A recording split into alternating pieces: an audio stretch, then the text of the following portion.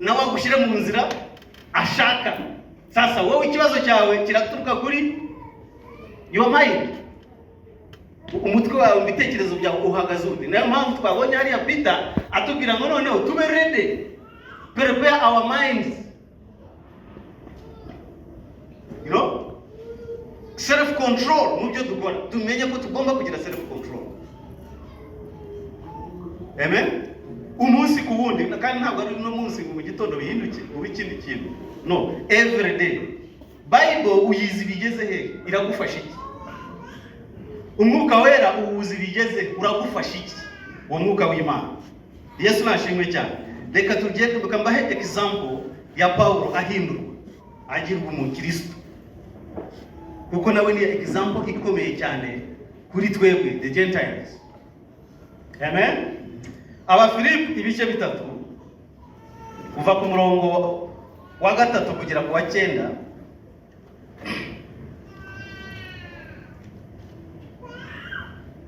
Paulo aradusobanurira uwo ari we, akavuga ibigwi. N'umubenjamini yarize, ibintu byose yari abifite mu mutwe. Yesu nashimwe cyane. You know, yari afite amashuri, yari umucamanza, yari umuferasi, ziziki ku munsi wa 8, you know, abasakamusize, you know, ibyo byose arabirondora. Ariko bigeze amaze gusobanukirwa Yesu, bya bindi byose yasanze ari iki? Ari garbage.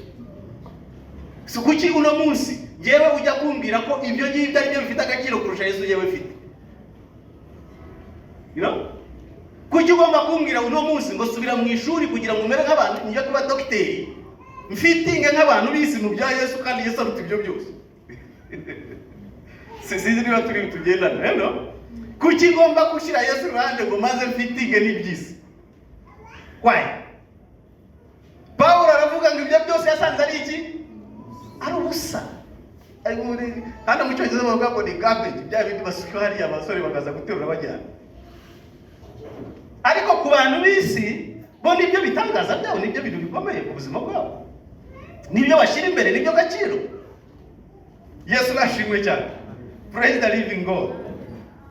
Praise the one. Hasome kugira ngo twese tuhumve kimwe. Abasanga hari abasoma na Bible batarasubona mu bantu baraga. Hadusomere twumve.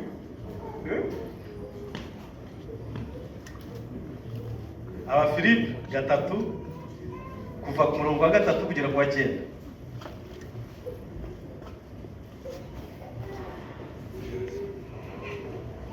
Kuko twebwe turi abakebwe ukebwa kwiza, abasenga mu buryo bw'umwuka w'Imana, tukishimira Kristo Yesu, ntitwiringire iby'umubiri. Nubwo jyeweho nabasha kubyiringira. Niba hari undi wese wibwira ko afite impamvu imutera kwiringira umubiri, jyeweho namurusha. Dore nakebwe ku munsi wa 8, ndi mu bwoko bw'Abisirayeli, ndi mu muryango wa Benjamini, ndi umuheburayo w'Abaheburayo, ndi umufarisayo ku by'amategeko, ku by'ishaka narenganyaga itorero, ku byo gukiranuka kuzanwa n'amategeko nari inyangamugayo. Murongo wa 7. Nyamara ibyari indamu yanjye nabitekereje ko ari igihombo bwa Kristo, ndetse n'ibintu byose mbitekereza ko ari igihombo kubw'ubutunzi butagira akagero, ariko kumenya Kristo Yesu. Kubw'uwo naho ibyanjye byose, ndetse mbitekereza ko ari amase kugira ngo ndonke Kristo. Yesu nashimwe cyane. A believer can only overcome the worries and the problem of the world in all circumstances uri related kuri Jesus Christ. Ushobora kubivamo ibyo bibazo byose igihe uri kumwe na Yesu Kristo. Mu gihe utari kumwe na Yesu Kristo, uri mu bibazanya bakubwira ibintu byose zameze nka wiper y'imodoka. Garukanga, uzajya uhora muri ibyo. Yesu nashimwe cyane. Ariko iyo twizeye Imana, twizera ibyo kuri ibyo twifuza mu buzima bwacu. Amen. Ntabwo uri bwifuza ibya mirenge. Niba ibyo kurya bihari, niba ufite ibindi ufite biri fine. Amen. ufite inzu ya mbere ukumva umutwe urababaye kubera gushaka iya kabiri, ufite ikibazo. Yesu arashimwe cyane.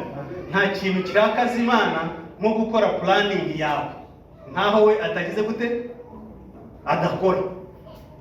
Ni ukuvuga yewe niba mfite inzu yanjye n'umuryango wanjye n'abana banjye, abana ndabigisha barajya mu mashuri, turarya, nta kibazo dufite, noneho havuga reka nyubake niriya nyikodeshe, nyubaka niriya nyikodeshe, utangiye kuva kuri plan zande z'Imana, utangiye gukora izande izawe.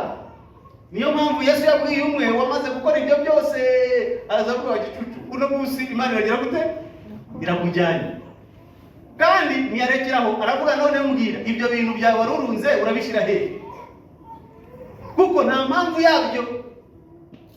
Yesu nashimwe cyane. Mbaye ndi umurokore mwiza cyangwa ndi umuntu muzima, nahamagara inshuti magara nzi muri Kristo, nkavuga niki wifuza, ugira ikibanza nge ndaguha imicanga, ndaguha buri kimwe cyose, nawe ugire gute ugira uko nawe wubake. Amen. Umere nka wundi Yesu yavuze ngo gurisha ibyo byose ugire gute ubiha abakene. Wowe urashakishije ejo bundi Rwanda kiriya, ejo bundi Rwanda iki, ejo bundi Rwanda iki, amaherezo ushaka kuturya twese uzatanga watangiye kutugenda hejuru twifuza twese.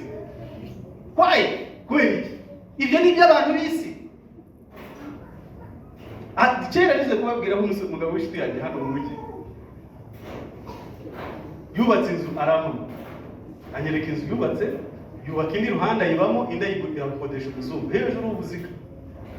None harangije ajya ko yubaka etage apartments, amazu 6, arampamagara anjyana muri apartments, aranyekaramwe sasa ikibazo cyanjye kirarangiye, abana baraza kwiga ibiki, reka nizere ko ari ahangaha ugarukiye nta bintu uri bukemuka. Ngo hano ndarangije, nta kindi nifuza, narangije. Namubwira okay, that's good. Ejo bundi yajyanye ahantu arimo kubaka amazu hafi 18. Namubwira ko wambwiye ko ari warangije ibi, noneho nibikira my friend, yabuze n'ibyo asobanura. Anyereka hantu usiga arimo kubaka etaje nyinshi, amazu menshi cyane.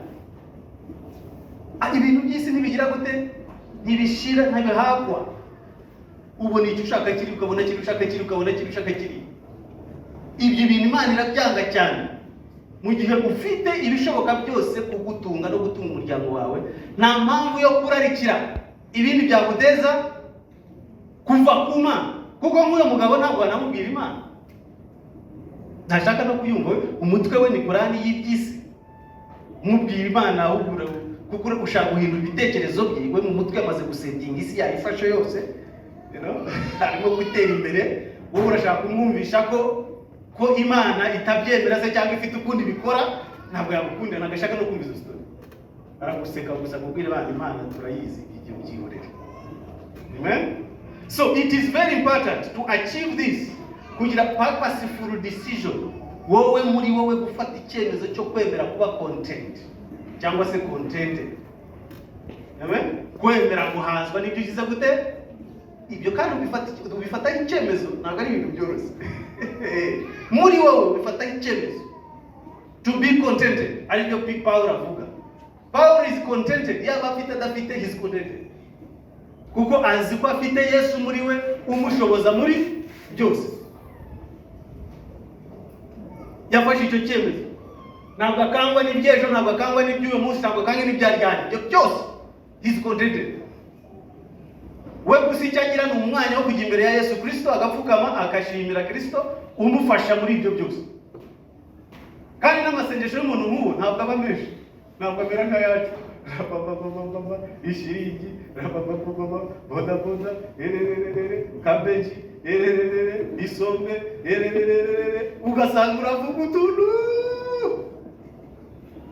Bene nguwo kubera ko afite Imana, Mana yanjye ndagushima. Ndakumva gusa mu bibi neza birandwara my friend. Ndumva ni mu muzingo mu mugenga utabaho turi kumwe. Nta magambo menshi. Yafunga iryo sengesho, yareba kuri telefone, mobile money yageze kuri telefone.